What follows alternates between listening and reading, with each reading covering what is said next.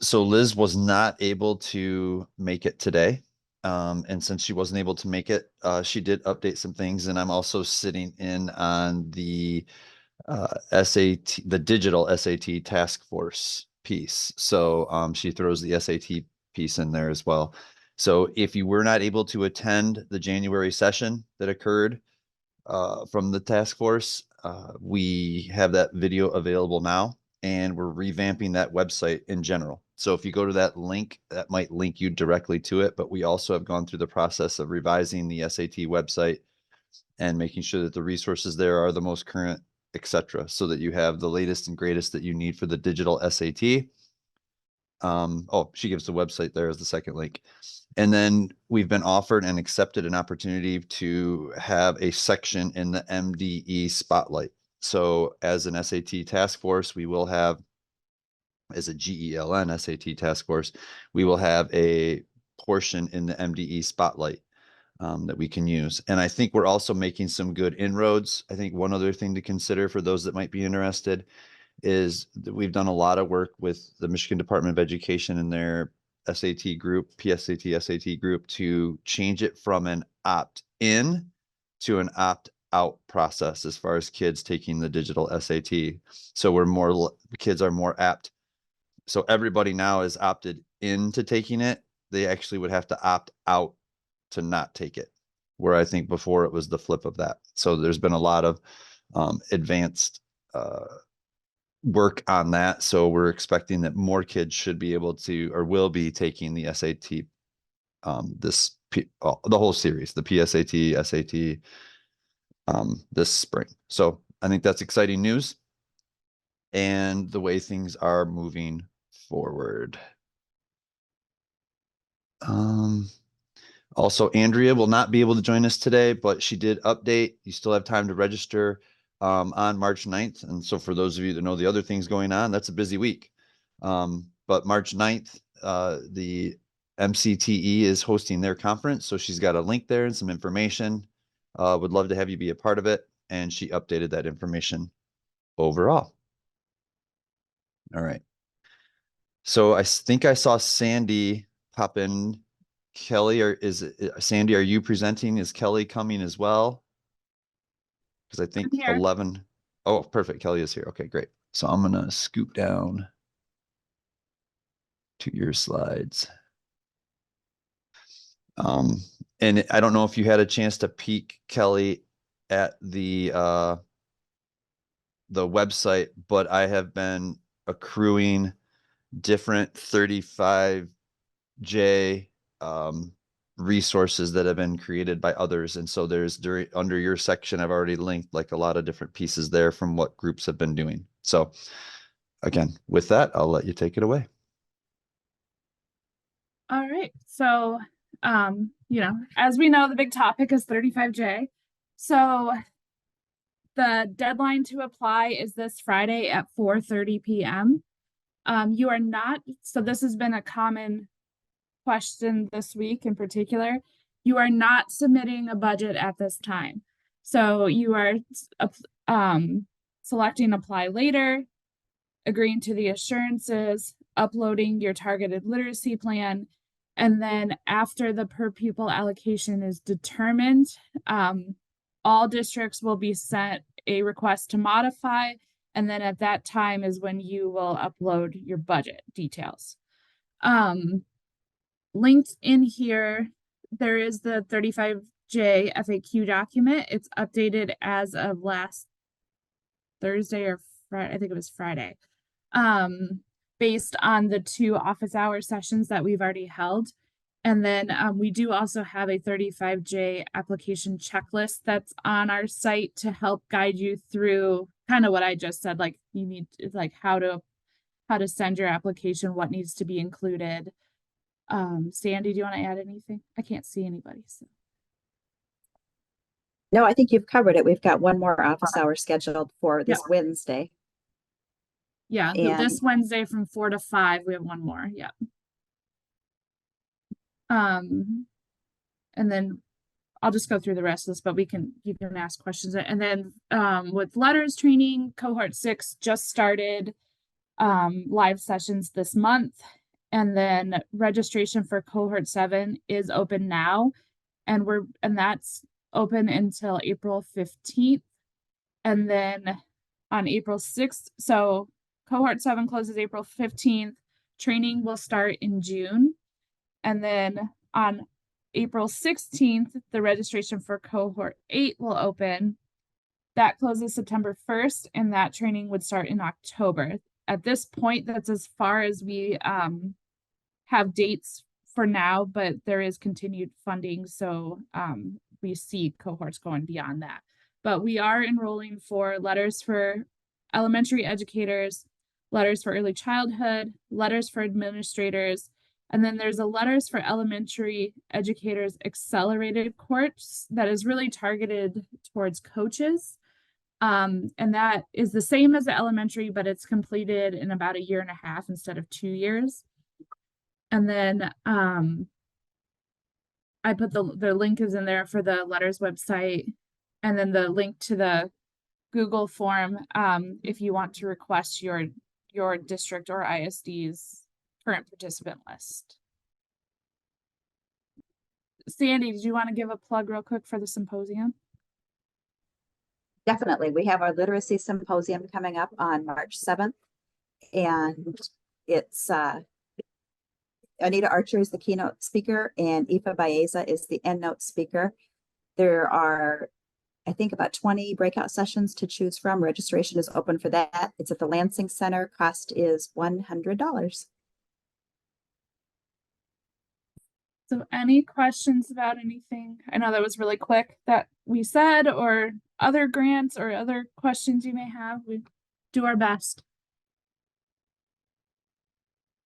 So while people are maybe typing questions in or generating questions, we do have that Sandy linked, the conference you just referenced, that's linked. The Literacy Symposium is linked, I believe, in our Padlet. If not, it will be. But then we also have the other opportunities from the Essentials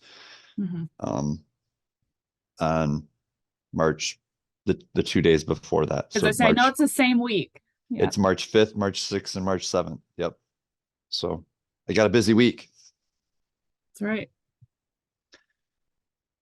Other questions or other things from anyone? Go ahead and unmute and or go to the chat. There's got to be more I'm not questions. seeing anything in the chat yet. Yeah, I have a there's got to quick be question. questions. Hi, Kelly. Right. How are you? Hi. Good.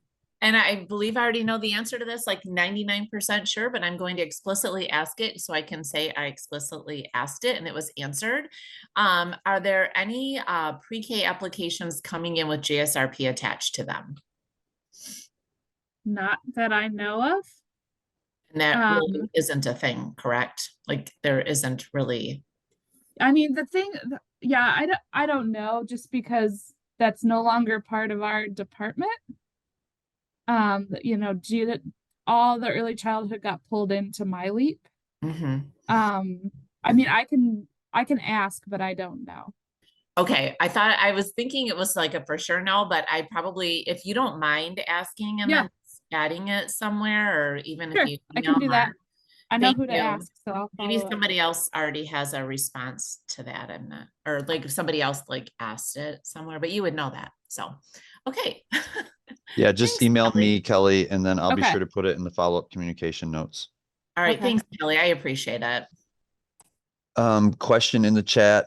Out of the applications that are coming in early, what are some of the errors you are seeing and or asking the districts to fix? So we have not started reviewing any of the applications yet. I'm just getting the notifications that they've been submitted, but what we'll be looking at is they have to hit apply later. Well, we are going to look at the targeted literacy plans.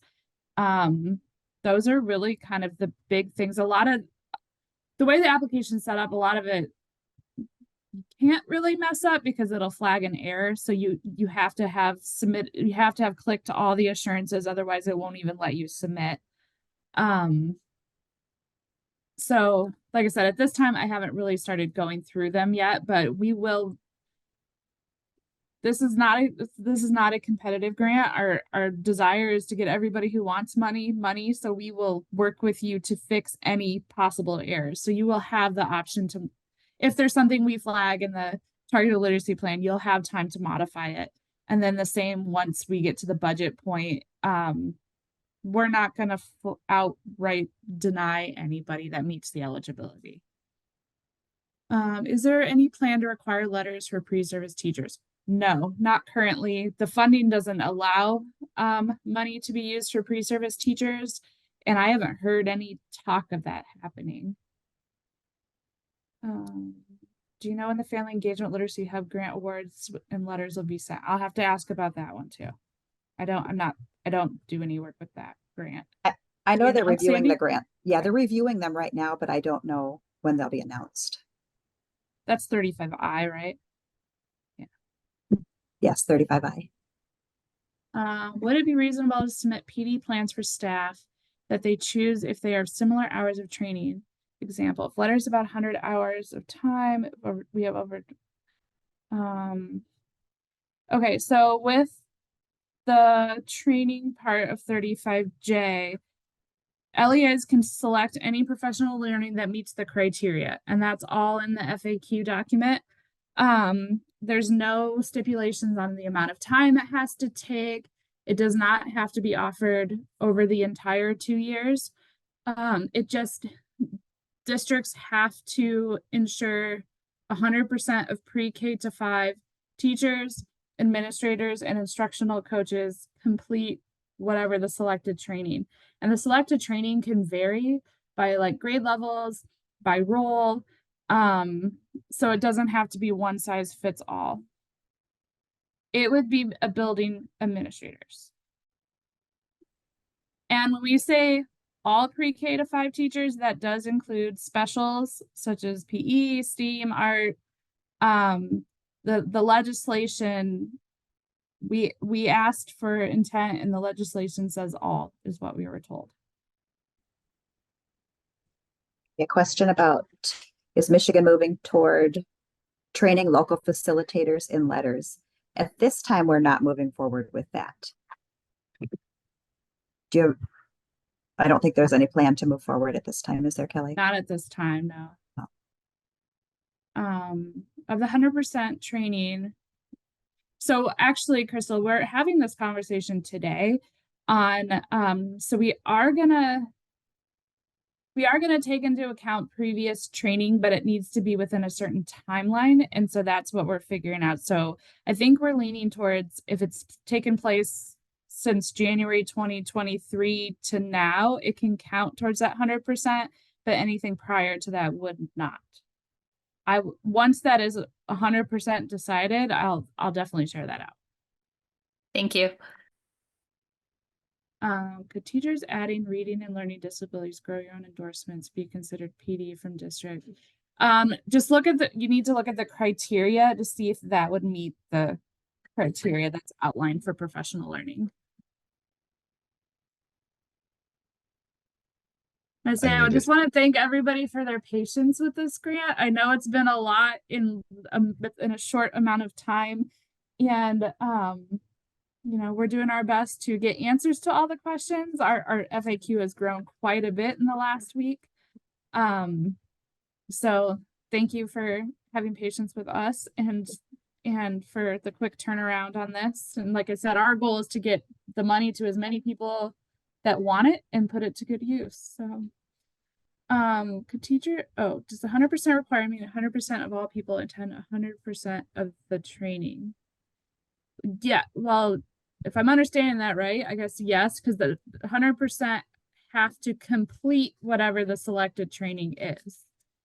Yeah, it could be a different type of training within various grade bands or within various subject areas.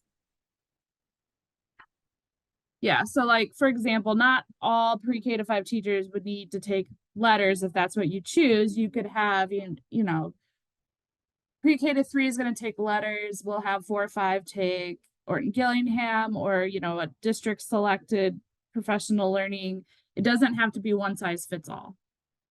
It's just everybody has to complete whatever their specific training is.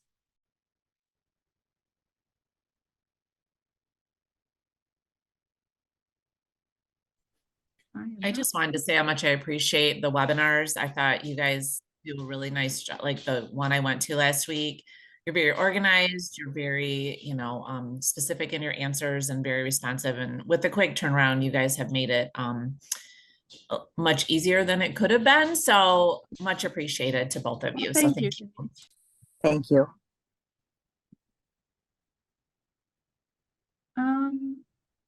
There's one more there on trainings you are thinking for STEM or for specials. Is there anything that I don't I'm- really have an answer for that. Do you have any examples, Sandy?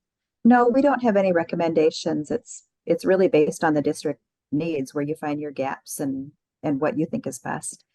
Some districts have gone ahead and trained all teachers in letters, but that's certainly not a requirement.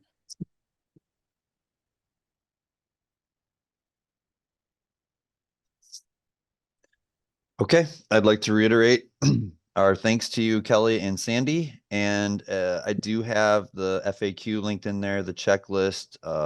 RISA had a link. The MAISA has a PowerPoint out around 35J. And then there was another template that was shared with me that was actually created by my own director, Kelly, out of Kent.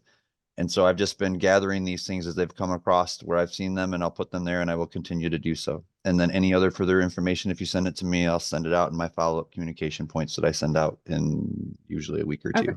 Yeah, and I wrote down that I will follow up with you on any GSRP funding, 35I, which is the literacy hubs, when notifications are going out. And then, like I said, we'll have an answer on whether, like, the timeline for previous training counting towards the 100% completion. Awesome. Thank you. Thank you. Thank you. All righty. Thank you very much. Janelle, I know you're in the room. I am. So Did you are s- you? Did are you in a switch good- around the order? I did switch around, but if you're ready Okay. to go, I think now's a good time. I just have Awesome. to. So if people want to take notes just for another few seconds, I'm going to pull up to the right spot in the PowerPoint. I knew I was being flexible with this, so I was trying to bounce around. All right. And Janelle, I will let you take it when it loads away. We're just building anticipation. Yeah, exactly. Well, All good right. morning. Good morning, everybody. It's good to be here, albeit briefly. Just wanted to give a few quick updates about 612 literacy work, and then the following slide is also answering some questions that have been coming my way. I'm not sure exactly how I became the point person on it, but they've been coming my way about some units. So I wanted to just give a little bit of clarification the best way that I can. But first, 612 literacy.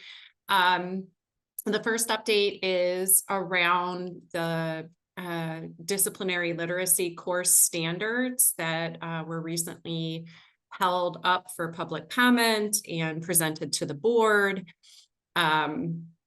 And I've had some conversations with Dr. Bazzi, and one of the asks is that we provide some implementation supports for folks in higher ed that would be leading these courses to help them understand the resources that are available to them, including things like the EduPaths courses and facilitation guides, and just making sure that folks around the state are aware of the tools and things that are available to them as they start thinking about what these courses will begin to look like as we shift away from the reading standards toward disciplinary literacy.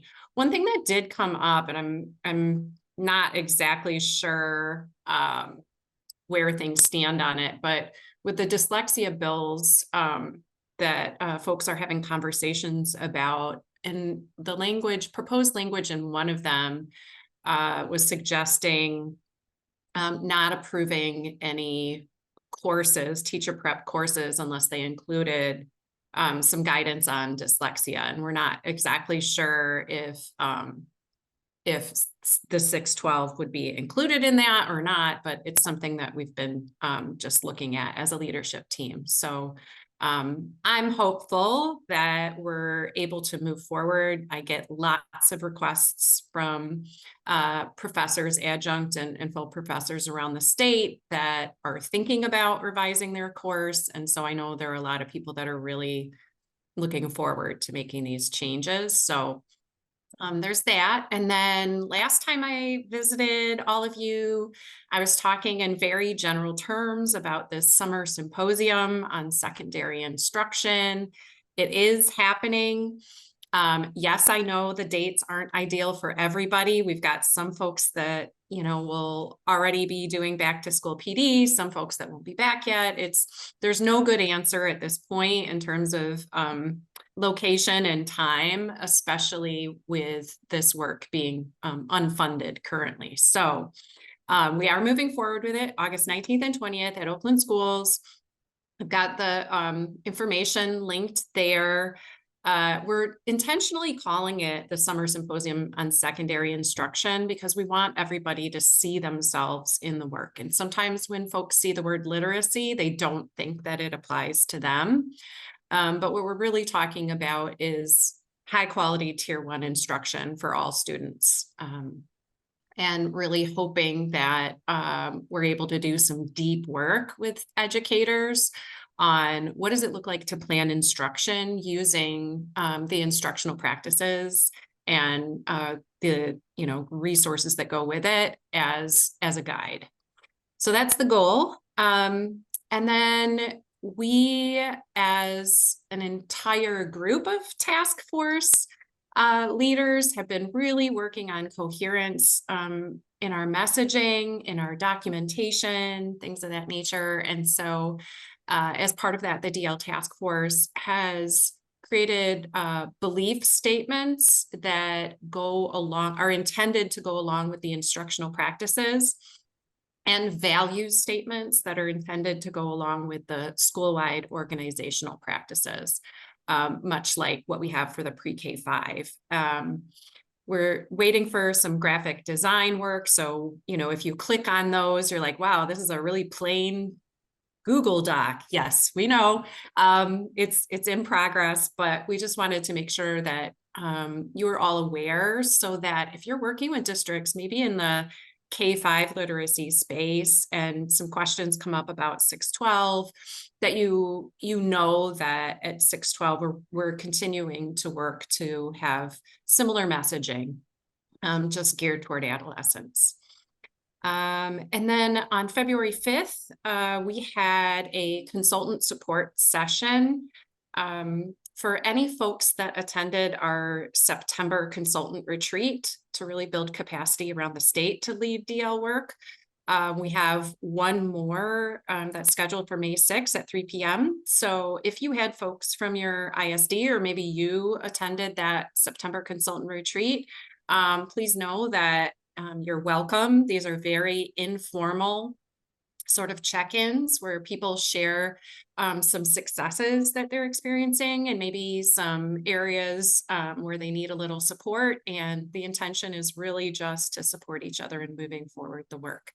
So feel free to pass that along to folks or mark it on your calendar. And then to the point of, not having funding, we're a little bit heartened when we saw the governor's proposed budget that it looks like any literacy related pieces aren't solely named for early literacy. So we're hoping that there might be some possibilities down the line for secondary literacy work, specifically 35M and N. So that's something we've been talking about as a leadership team. And then we're also going to move forward with applying for a federal grant. So this spring. And so we'll see, we're doing what we can to move the work forward in whatever creative ways we can. So, so those are my DL task force updates. I'll just pause there and see if there are any questions on that before I talk about quote unquote MESA units. That's so funny. It's gonna be fine. How are you doing? Good. Thanks, Annie. I know this is a lot of words on a slide, but I wanted to have the actual language to help me with this conversation. So we're at a space where a lot of folks are thinking about curricular resources at all levels. And so a lot of questions are coming fast and furious. And whenever that happens, sometimes there's misinformation that gets passed along. And so I just wanted to make sure that you all had the best information that at least I have at my fingertips around the MESA ELA units. So, so first, the K-5 MESA ELA units are going to be sunset, and the language that you see here on this slide is exactly what our districts will see if they click on the public atlas unit. And it gives just kind of a little bit of historical overview and rationale for why there's not going to be an investment in updating those particular units. So the K-5 MESA units are being sunset. Some folks are asking me questions and they're assuming that that means that all units that were related to this project are going away, and that's incorrect. So the 6th through 8th grade ELA units, which we refer to as the Michigan middle school units because they were not a MESA funded project and because they involved educators from around Michigan, not just Oakland schools. So we wanted to really name it in a way that reflected you know, who was involved in the project. Those units are not going anywhere. They'll remain on Public Atlas and on the Oakland Schools site. They are aligned to recent adolescent literacy research, including explicit instruction. I get some questions where folks say, if anything uses, you know, the word workshop model, then it's not aligned with the science of reading, and that's not how we're interpreting that. We believe that you can have a workshop model and explicit instruction that's aligned to current research. So we just wanted you to have that information, and if there are folks that are using the units or interested in taking a look, we recommend that everybody starts at the About the Michigan Middle School ELA Units document, which gives background, rationale, research implications, things like that. And then the units are also linked in there. And then there's a self-paced pear doc that helps folks that might be trying to navigate the units. So for example, sometimes people don't know that there are suggested daily lessons with resources that are part of the units. They kind of miss that piece. So by taking the pear doc, they're less likely to miss some of those components. And then the final thing is that the 9th through 12th grade MESA ELA units, which were created right when we kind of transitioned to Common Core, those are not being revised currently by anyone at Oakland Schools, nor are there plans to do that. What is happening at Oakland Schools is some work around open educational resources and creating a toolkit that supports high school teachers in finding high quality units in order to either bolster or refine their current curriculum. So that is something that's moving forward, but that's not a revision of the units as they are written. So Andrea Zellner is part of the team that's moving that particular project forward. And again, Oakland Schools got a small state grant to engage in this work. So it's certainly not of the same scope as some of the previous curriculum work that OS took part in. So I just wanted to give that update and hopefully give those clarifications and help if your districts are, you know, asking questions like about those. So.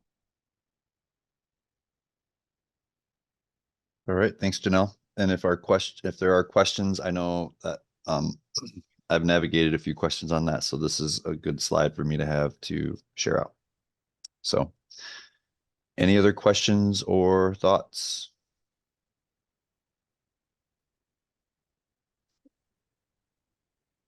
All right, thank you, Janelle. And if Yep. people want to take notes, I'm going to make an adjustment. And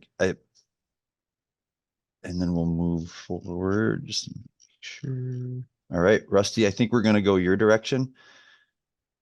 Then that'll be as close to on time as we can get it. So if people want to take some notes for a second, I'll pull up Rusty's slide. Thanks again, Janelle, for the updates.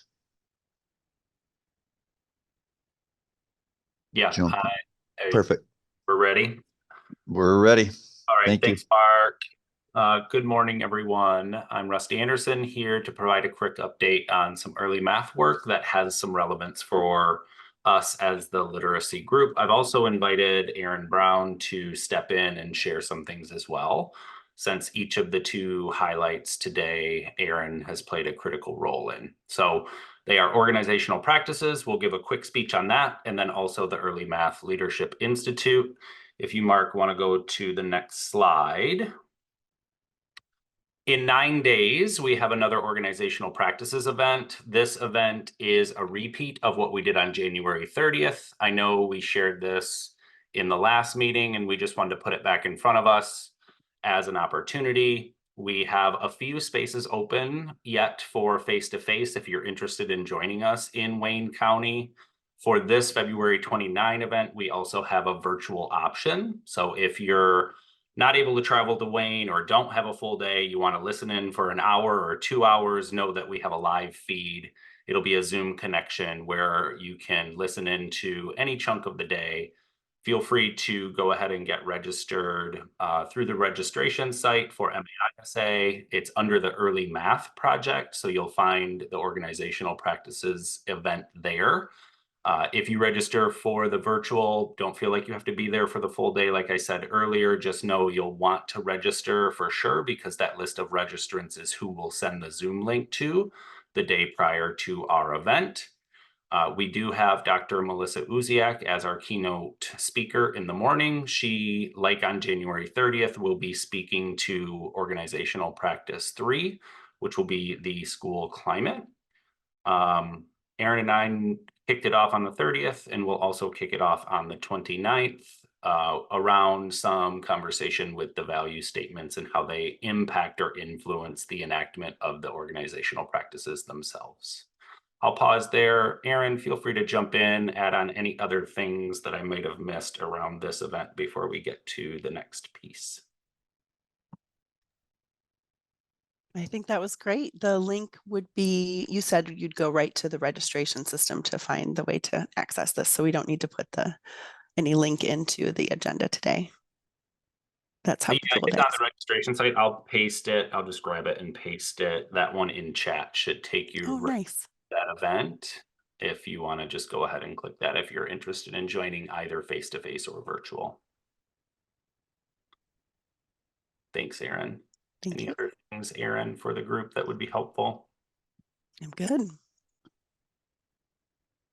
All right, the next topic is our Early Math Leadership Institute. The purpose of us putting a couple slides in here is to be able to share the same message with this group that Aaron and I have shared with the Gen Ed directors through a GELN meeting, and also the Early Literacy Task Force. So Aaron and I have communicated with those groups, and we thought it'd be a perfect time for us to communicate with you all in a similar way.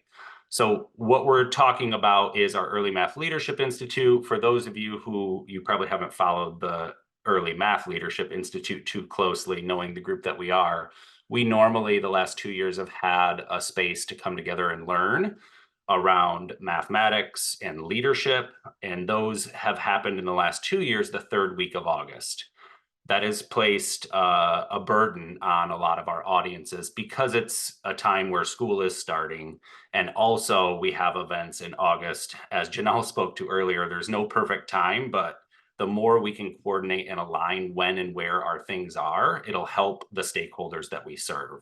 So we hope through Aaron's work with the Coaching Institute and then our work on the early math side with the Leadership Institute to create spaces where we learn alongside one another and put these events as close to one another as possible to ease travel expenses and all the things that go along with it. So on the next slide, it basically just calls out the two events that we're putting in the same week in the same location. So I've spoke to the Early Math Leadership Institute. I'll add on a little bit more detail in just a second on that one. And then we also have the Advanced Early Literacy Coaching Institute. And what Aaron and I and the team at MAISA have done is find a place to put those two things back to back in the same location so that we can create some ease for those audiences that might either attend both of those things or even just think about travel for teams and hotel rooms and stuff. So on the next slide, I'll give a little bit of overview of the Early Math Leadership Institute. And for you all, you're like, yeah, cool. It's mathy though, so it doesn't pertain to us. But what we're going to share is a piece of the Early Math Leadership Institute that does pertain to this group. So like I said, over the last 2 years, we've had ISD teams come together to learn about mathematics. They've included GELN directors, SEILN directors, ECAN, consultants, some local representation to create a team. We're going to do that again this year. We're inviting ISDs to create teams. The Math Institute will be August 5, 6, and 7, and it will be in Grand Rapids, Michigan at Amway. On the next slide, Mark, if you could help me out. Sorry, I have a few slides. This is the overview of that week. So we have August 5th, which is a Monday, through August 8th, which is a Thursday. And as you can see in this visual, we're putting the Early Math Leadership Institute and the Advanced Early Literacy Coaching Institute in the same week, in the same location. Where you all come in is this Tuesday. So you see all the way at the bottom in burgundy, literacy leader or leaders. We're inviting literacy members to our Early Math Leadership Institute for Tuesday. So many of your ISDs already have a team that will attend the Early Math Leadership Institute. And what we're communicating to GELN as they construct their teams is to, for Tuesday, invite a literacy leader or two to be a part of your team, because our program for Tuesday is going to center in specifically on practices that overlap between mathematics and literacy. So Tuesday is going to be a day where math friends and literacy friends will be able to sit next to one another and learn together around a practice or two that will overlap math and literacy. We're thinking the conversation and the learning is going to be centered on discourse in both an ELA and a mathematics classroom.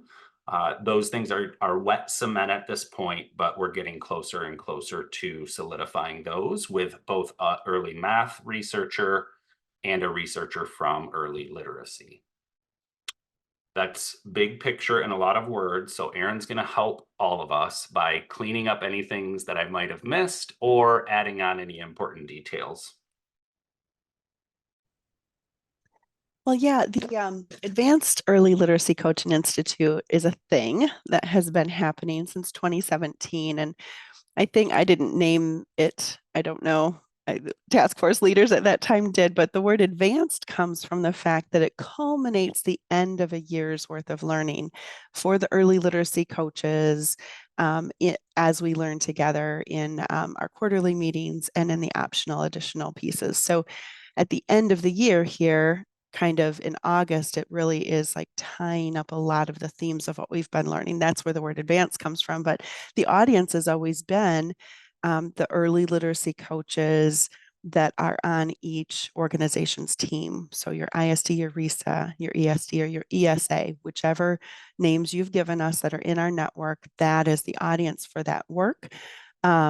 And as well as the coaching coordinators, GELN members sometimes are able to attend. But what you see in that GELN line is if those leaders are already always a part of the early math teams that they convene to come to the Early Math Institute, well, then it makes so much sense for them to stay over at least into Wednesday, because we sit together, we do the wedding seating for these institutes. So for the kickoff on Wednesday morning for the coaching work, it would make so much sense for our GLN leaders to stick with that team and be a part of that event. The Thursday, we always have a lot of optional breakouts, a lot of things that people either pre-select or are part of learning pathways. So we'll make sure to prioritize those into the Thursday. So perhaps the GLN leaders won't want to stay the whole time, or they could, but that's where you see that line. And so the literacy leaders that the early math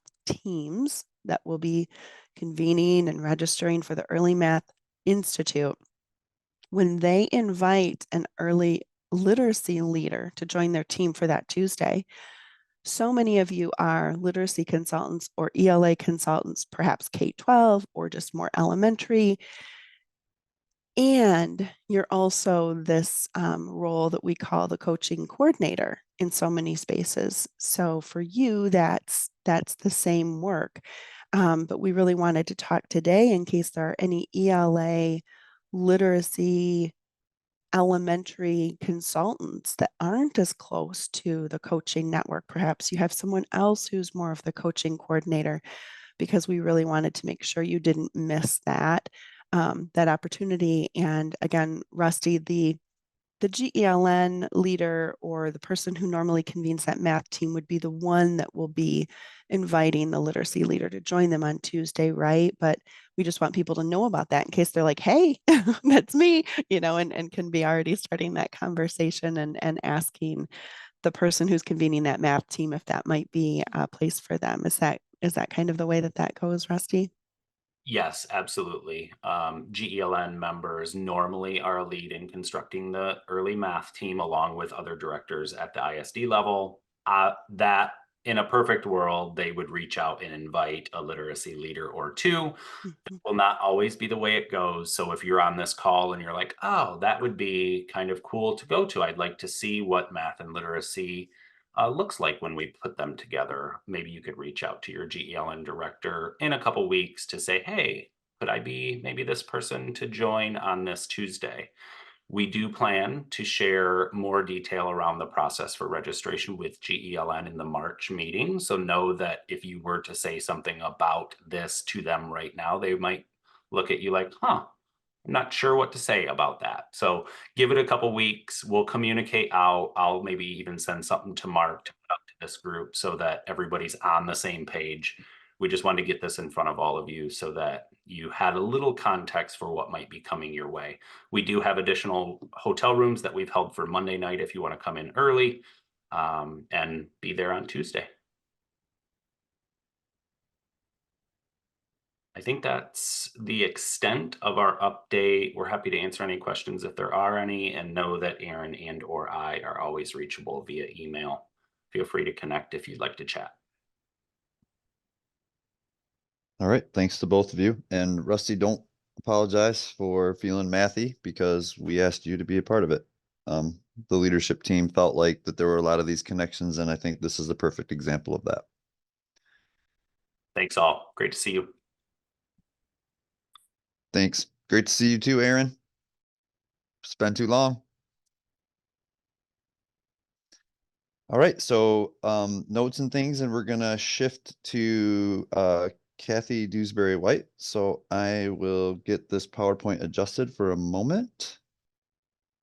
And as Rusty shared, we also have a meeting at the end of April, Rusty. So if there are more details, then we'll make sure to bring it to the group. But then if I get it before that, I send reminders in between. I'll be sure to get those out. All right, so thanks to both of you. And Kathy, let me know when to click, or you can take it away. Sure. Hey, everybody. Happy to be with you this afternoon. I'm Kathy Dewsbury White. I work with the Michigan Assessment Consortium. I've met many of you, which is wonderful. And for the handful that I haven't met, I hope we do have a in-person opportunity in the future. MAC, as you guys know, is the organization that is focused on accurate, balanced, meaningful assessment. We're a nonprofit, nonpartisan, provide leadership and services to advance the high quality balanced assessment practices and systems that we're committed to hoping to get everybody lined up behind in the state of Michigan. And So that's just a little bit about the organization. And today, the rest of the slides really speak to professional learning opportunities and invitations for participation. So do you want to go to the next one? And I'm going to say right off, look at that, look at those dates. Look at those conflicting dates. August 6, 7.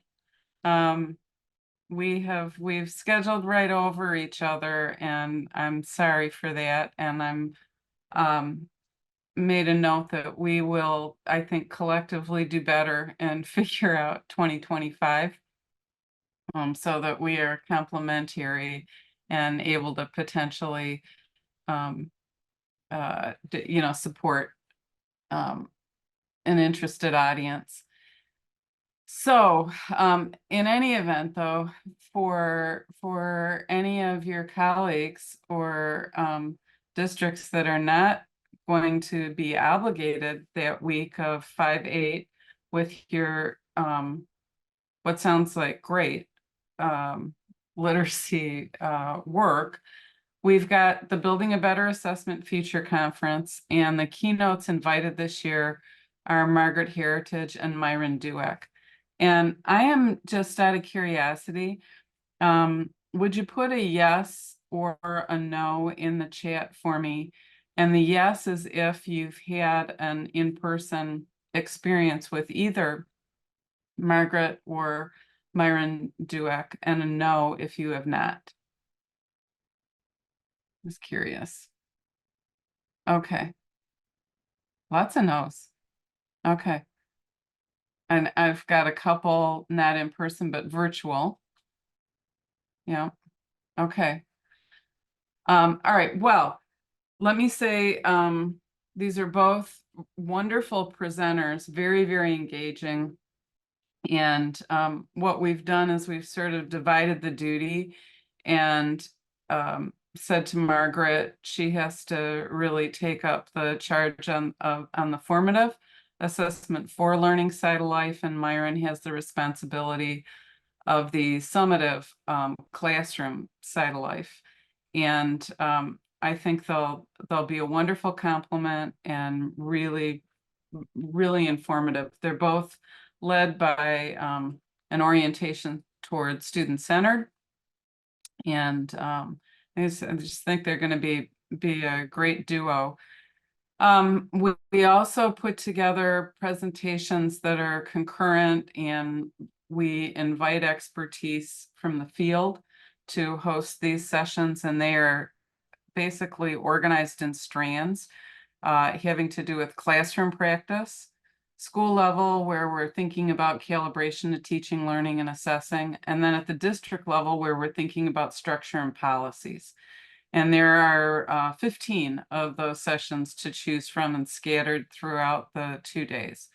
You know, we have taken up the method, like many, to attempt to get registration a little early. And so we offer a discount if you register.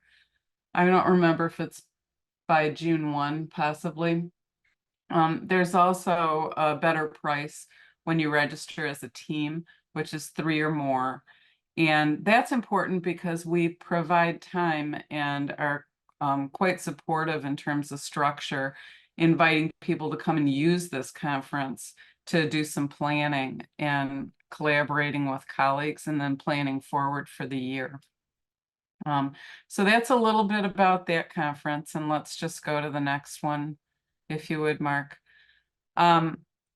We do have a couple of assessment learning network sessions still on the docket this year, and one is coming up yet this week, and it is on the topic of stealth assessment and games to measure and support learning. Bill Schutte is a new scholar to us. We've gotten acquainted with her in the last year. She is emeritus at, I think, University of Florida. But she's really done some wonderful work over the years, really understanding the cognitive science of how to actually construct electronic gaming so that you can be collecting evidence of understanding, and then with the feedback that happens very quickly in a gaming space, likewise be directing the learner. And it's really very interesting. She has the suite or the application that she's developed is focused on physics, and we'll do a little demo of that with Val.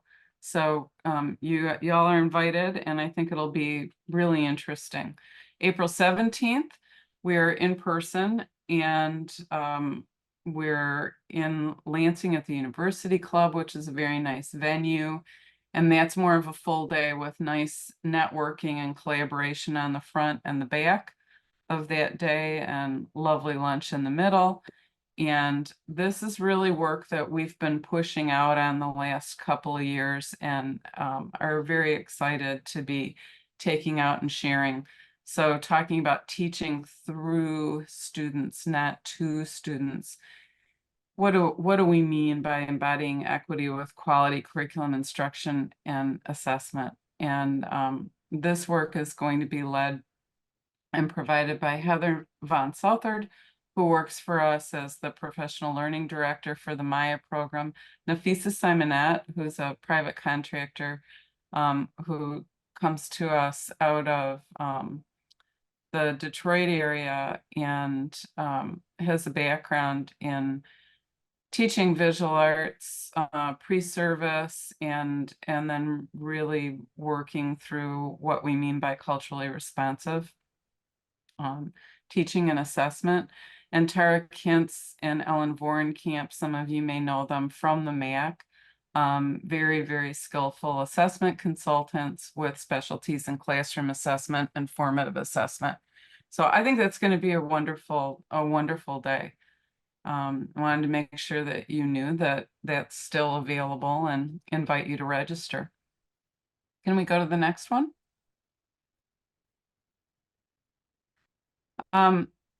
Many of you have participated in MAC Reads, which is a statewide book study that we have done for a number of years. And this year, this is coming up March 14. The book is Rigor by Design, Not Chance. And the author is Karen Hess.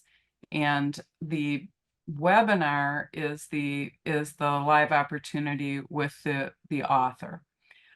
We have found that people use this, the reading opportunity by either reading ahead and using the webinar as the culmination of their study. They also have used this opportunity well with the webinar as a kickoff with the author, and then reading afterward. And we find that it just depends on how you want to organize your own reading and reading group. And that's the other kind of hallmark of this, is that we just leave it open to our ISD colleagues and district colleagues to decide if they want to organize a reading group and then join us together in the space of the webinar. So that's what that's about. If any of you were at MSTC last week, Karen Hess was one of the two keynotes, and she's very, very, very good. Her expertise and pedigree is just very impressive. So she started as a classroom teacher, then she was recruited into work for the Center for Assessment, where she was really with the big thought leaders in terms of assessment and measurement nationally. She missed the opportunity to work with teachers and students, and so left there and has been doing her own consulting work for the last, I don't know, probably 10, 12 years. But she's called on by many efforts across the nation to come in and help with the development of assessments.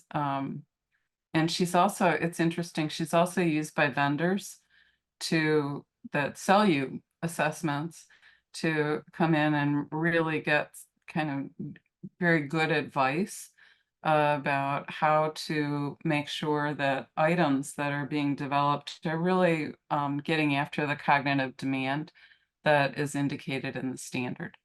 So that's a little bit, that's probably didn't make this sound all that appealing, but truthfully, she's super, super accessible and really a wonderful presenter. So that's Mac Reads, and that's coming up. That's March 14th. I'm looking at this and thinking, where the heck is the date? But the actual author webinar is March 14th, so that's right around the corner.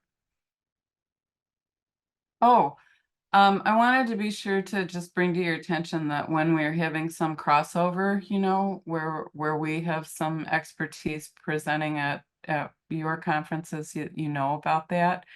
So March 17th will be at MRA, and the title of our session is Joy is a 7-letter word, success. And you can see the session description there that Ellen has put together as Success Breeds Success, how educators help students get on winning streaks, build confidence and intrinsic motivation, and become successful. And of course, we're going to talk about that through the formative assessment process, ambitious teaching, and essential instructional practices that you all have identified in literacy. So I hope that for those of you that are planning to be at MRA, you might consider coming to Ellen's session. Okay. I wanted to put this out there as a reminder that a couple of years ago, we initiated the Achieving Balance in Classroom Assessment program, and we developed a version of this for ISDs that was new last year and then offered again this year. We want to offer it again next year, and to an additional cohort, ISDs that have not yet participated. This is where we essentially invite ISDs to come up with what I would call a mixed team of roles of consultants who in some way have their finger on assessment because they're a content consultant, a school improvement consultant, technology, but bring that intersection of consultant expertise together and engage in some shared learning and understanding in terms of what we mean by balanced classroom assessment and how you actually support your constituent districts to live into that aspiration.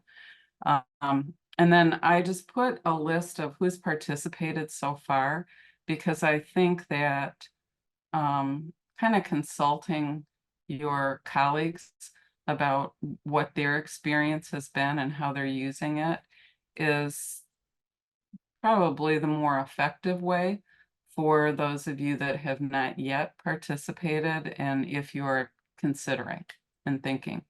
So I would just say, looking around who's on the call, I don't know if Mark, you might want to comment, or I think Julie Bastow's been involved, or Jennifer Lynn, she might be on the call.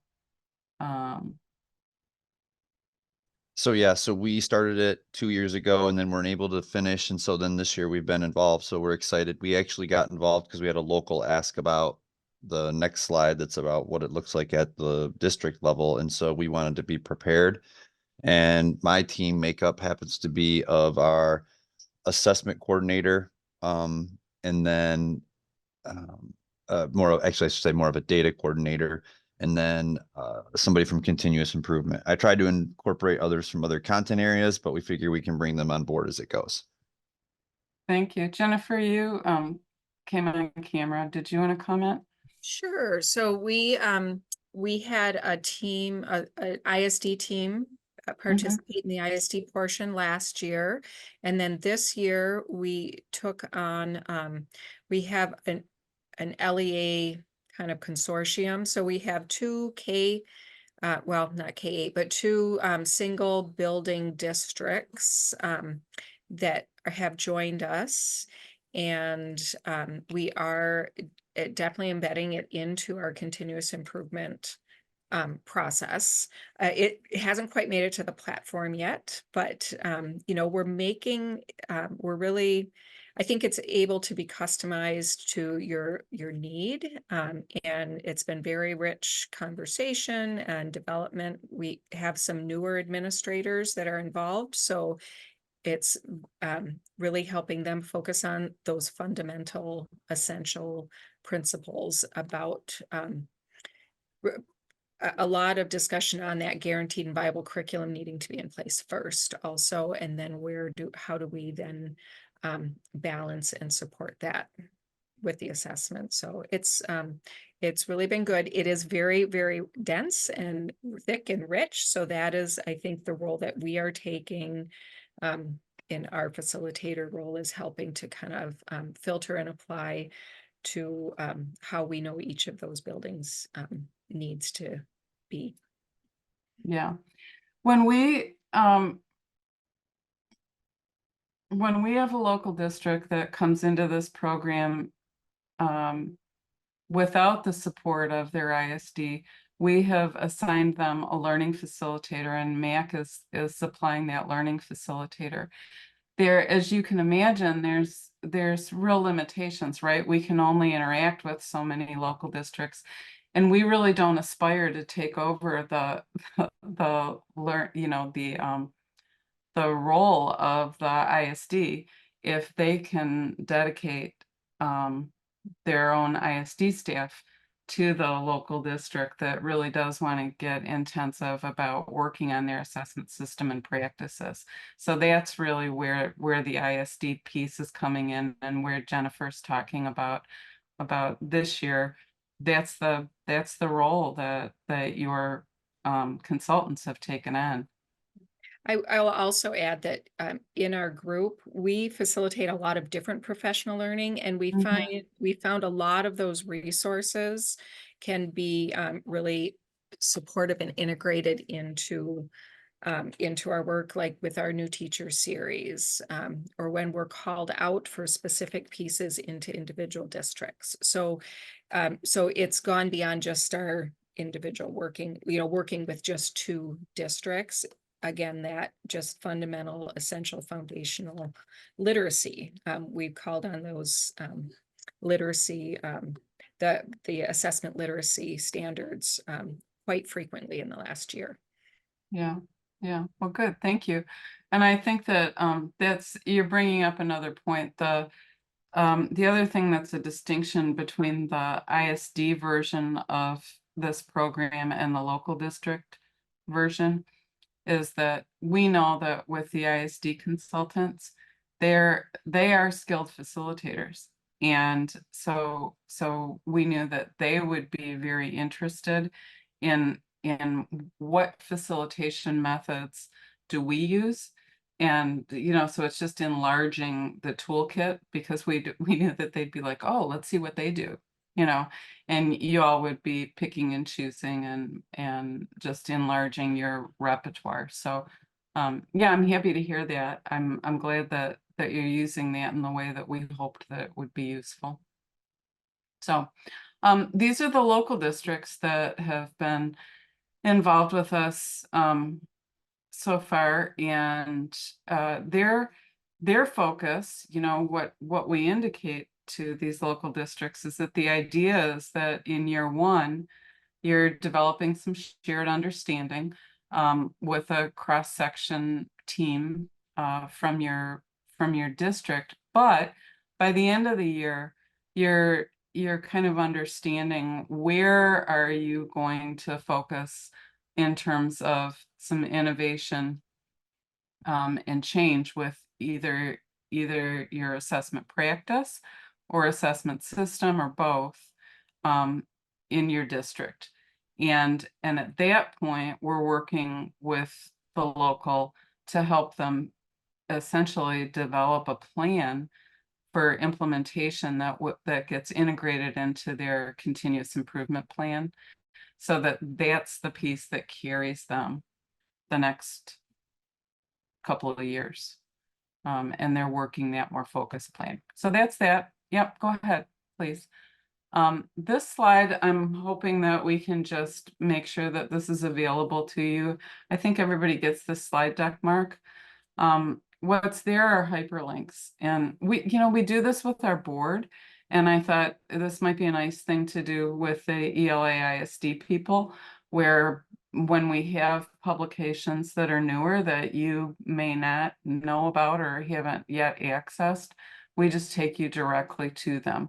And so that's what you've got here. You've got some recent blogs and newsletters, some learning points that are newish, and then 3 landing pages on the MAC website that I just thought I wanted to make sure that you know that we have these developed, because there are many very supportive and instructive resources on those landing pages where you see assessment tools and continuous improvement, the early literacy assessment systems that support learning, and the competency-based education assessment. So that's that. Thank you, Kathy. And I like how you put this together too, so that we can see the things all at once. So it's good that you have it like in another spot. Oh, good. And you can bring it to here. So good. Cool. All right. So we're going to move to, if you have questions or other things, put them in the chat. Ben, if you can go ahead and jump in and give us the update. Looks like a new MyKIP lead, Ben. That's exciting news. Yeah, you bet. Well, good morning. I guess it's afternoon now, isn't it, everyone? Thanks for a few minutes with you this morning. So, yes, as of 2 weeks ago, we now have a new MyKIP lead. She goes by Dot Blackwell. She's actually taking over Terry Nugent's role. My role is yet to be filled down the road, but she will actually be, like I say, taking over that lead role. So I'm trying to introduce her to different groups. She wasn't available for this group today, but if you're part of other groups across the state, eventually you will meet here. So that is exciting. In terms of the MyKIP platform, you might be aware, or maybe not, that one of the things that we have not been able to do through the platform, it does not operate like a Google Doc, so you can have multiple people working on the same things at the same time without overwriting each other. And it will not operate like a Google platform. However, we have put together a fix for that. Called concurrency. And basically what it does is it locks, if one person is working in the platform in a certain place and someone else from that district tries to do it, they're not able to get in, because it will lock it down based on the first person's work. And it gets locked for a certain period of time. It can be renewed. But if you have not heard the presentation, I really would encourage you to take a look at the resources that we have on our MyKIP website. I've linked them in this section of the slide. There's a presentation there, and there are speaker notes if you want to use that with anybody else. If you look at the slide, there's a little orange box in the upper left-hand corner that has the speaker notes embedded in that. And so if you'd like to use it, you certainly can. We put together a 2-page document called Helpful Hints that basically covers everything that is in the presentation.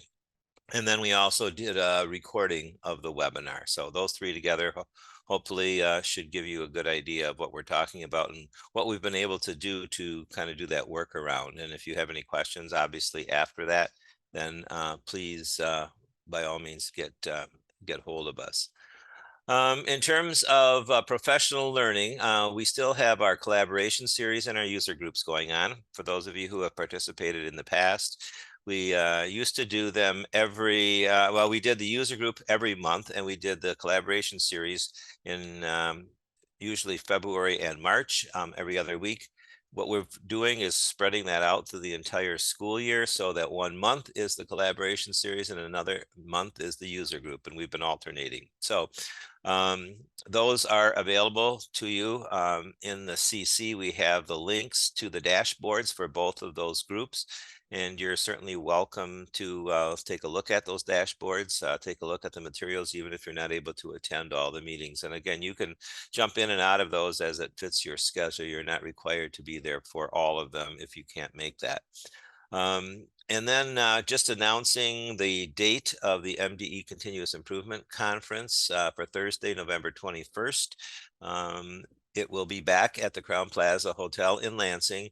You might recall that we have been using the theme living into continuous improvement for almost all of the professional learning that we've done this year around MyKIP, and we will continue that theme into the conference as well.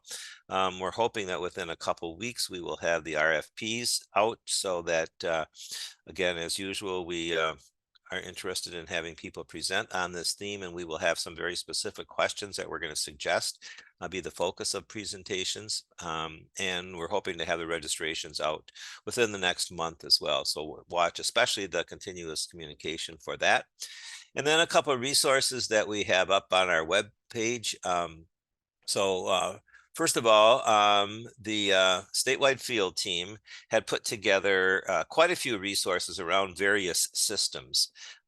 We did have a broad-based systems presentation on the website, but now we've brought in all of their modules that they created around individual systems onto the MyKIP website.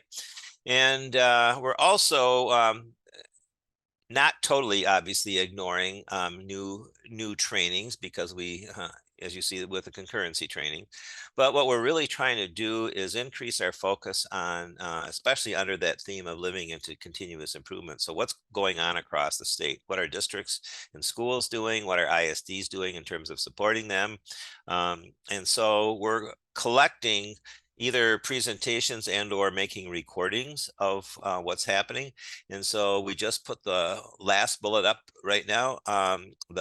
From Heritage ISD and Cassopolis Public Schools, they have done a really good job of integrating MTSS and MyKIP. And that also then goes into using systems as the basis of their plan, as opposed to, say, individual content areas or individual non-academic areas. So it's about a 20-minute video, and encourage you to take a look at that because it's some really good stuff. And if you yourself or you know of others that are doing that, in fact, next week I'm going to be doing an interview with one of our district curriculum directors about some of the work that they're doing. And so we can figure out whatever works for you in terms of getting the information out there. So again, if you are doing some good work, you know of schools or districts that are doing some good work, that are having some great results. And also, if you're just doing work, which we assume all of you are doing, and maybe struggling with some things, and you learn some things about how to get past some of those challenges and so on, we'd love to hear those as well, because when we have our collaboration series and our user group, the things that get the most interest are when we bring in examples from the field. So we do have our resources from the field on our website, and are really looking to bulk that up a little bit to have a lot more offerings up there. So that's kind of what's current in MyKIP at the moment. Thank you, Ben. Does this mean that I need to get in touch with Dot, or no, or you're transitioning in that direction? Yeah, so I think a lot of you know that I probably officially retired out of the department, although I've contracted back until the end of this school year, until they fill my position. She is really focused on the platform parts of it and the technical part of it. My role is still focused primarily on the professional learning. So for this purpose, Mark, I'll just hang in there with you for the rest of the school year. Okay, awesome. Well, thanks, Ben. I guess I'm glad to have Dot around. Don't get me wrong, but I'm not as excited as I originally was, because I was hoping maybe they'd found somebody for your spot. Hopefully that will happen soon too, which is why I told them I'll hang around until the end of this school year, maybe to push them, because the state is not known for their expediency in filling positions. All right. Well, thank you very much for your updates. And if questions come up and things, we'll be sure to get in touch. Appreciate it. Very good. You bet. Yep. All right. I know I'm running into lunch a bit, but unfortunately, I don't want to. People might have come to hear the Early Literacy Task Force update, so I want to stick to that. But we are going to have to stick to 12:30. So if I understand if you've got to go and do lunch, but if people were here to get the updates from the Early Literacy Task Force, Tanya and or Dr. Yoakum, if you want to jump in and give us some updates, I got the slide up, and then we'll wrap up there. Thank you, Mark. I promise I won't take long. You can read through the main updates. I just wanted to mention that we did hire 2 new people, a person for communications, and we are actually 3 people, I guess. We have 2 educator on loans coming on board, one that will be helping in a small amount of time the rest of this contract year for data and systems coordinating, and then a content professional learning coordinator for leaders. So if you have questions about that, but those people are going to come on shortly, just running through our final approval stages with the board. What I really wanted to showcase is there was a question that came through the email listserv about some coaching data and looking at what your districts are doing and ISD is doing. So I asked Erin Brown if she would, I really asked her if I could use some of her information, but she said I can join, and she said she would be here with Rusty. So I would really just like you to take a minute and listen to Erin, and then we can head out to lunch. There's some updates for the 23J that goes alongside of what MDE shared. I also put a 23G update in there. It's not directly connected to the task force, but it is MAISA work with the high impact tutoring. So I thought that would be relevant, but I'm going to turn it over to Erin because that's really what I feel is the most relevant from this slide. And so Erin, if you would just give us a little bit of background on that data coaching survey that went out to GEL, and I think this team could really use and make some headway with the information that you have within that summary. Awesome. Yeah. We are working with GELN. We've been working with them since the summer. And the we is Dr. David Hunt, Dr. Susan Lallier, and myself. And we've created a survey in Qualtrics that was a pretty significant survey, and many of you were probably involved in completing that. And it was around 7 different areas of early literacy coaching programs at your ISDs and RESAs. Every single ISD responded to that survey, which was a really big celebration. That's kind of unheard of.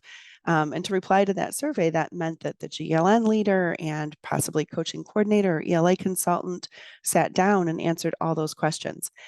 When we're wondering about coaching data, it's exciting to say that there were questions specifically in that survey, and there are follow-up questions being asked in focus groups, both for GLN members and for coaching coordinators, to help us learn exactly that. What our ISD is already doing. So again, there are 7 different categories of information that this coaching program research project is collecting, but specifically we are asking, what are people doing around data collection, around processes, and support. So it's exciting to say that an executive summary will be coming out in the next few weeks, first to the executive board of GELN for any feedback on that, and then also supported and released to the field. So a lot of information is coming around the things that we do. And I know then that we'll have a lot of questions and ideas around ways to collaborate with ISDs who are doing similar things of similar size or similar makeup, and we'll just be able to collaborate better and learn more from each other. So excited that that work is coming. And we did present to coaching coordinators and recorded that presentation. So if anyone is interested in learning more, I can definitely forward you that recording or connect with you. So feel free to email. And for your lunch enjoyment, that 35J supports link that Tanya referenced is just rife with amazing resources that the main champion of that has been Annie Spear. So that is a really important resource to check out. Thanks, Mark. Thank you, Erin. And I just wanted to mention, as you think about your coaching data, really make sure that you connect back to your GELN rep, as Erin was talking about, because they helped fill out that survey. And I think the summary and the executive summary that's coming out of that report is going to give us some really great collaboration tools and opportunity to have more conversation about what's going on with your coaching cycles. The 23J supports, as you meet with your teams, remember that your locals already have so much of this work done. They already are working through their data. They have district and building improvement teams. And so they're using the data that they have. They already have a starting point. So it seems very daunting to get that material out, but they have a good start on it. So use what they have as their basis, and then maybe it will seem a little less daunting. So Thanks, Mark. I hope everyone has a great lunch, and I'll see you this afternoon for our work groups. Great. Thank you, Tanya. Thank you, Aaron. And if anybody, as always, has questions, I do think the 35J supports the way Aaron was speaking toward it. It is also was in the notes earlier under Kelly Flaminio's piece. So it's that PowerPoint, but certainly you can get to it from this slide as well. And this PowerPoint has now been shared in the other component. With that, we will go to lunch. And here's what I'm going to propose. If you need a 30-minute lunch, I understand. So you may come back at 12:45. However, with Matthew Schuler and his legislative responsibilities, he will still be on at 12:30. So for those that maybe can just grab a quick bite to eat or heat something up, use the restroom, get a drink, and you want to come back, mute your screen and check it out, I'm going to be back here at 12:30. I will record the legislative update, have it ready to go, and then you could be there with the screen muted, or if you need the 30 minutes, take the 30 minutes, you can join in. But I still want to try to keep tight to that, and I apologize, but I know this is every single time in the feedback always one of the most prized elements of what people enjoy and want to hear more about, and I wanted to make sure to get them in. And with 35J and other things, it was a packed schedule for today. So thanks for understanding. Come back when you need to, but no, I'm going to start things up at 12:30 with Matthew and get things rolling with whoever is here. And if it's like nobody but me, then I'll just tell them, hey, people are going to be coming. We had lunch run late, and I'll be recording it.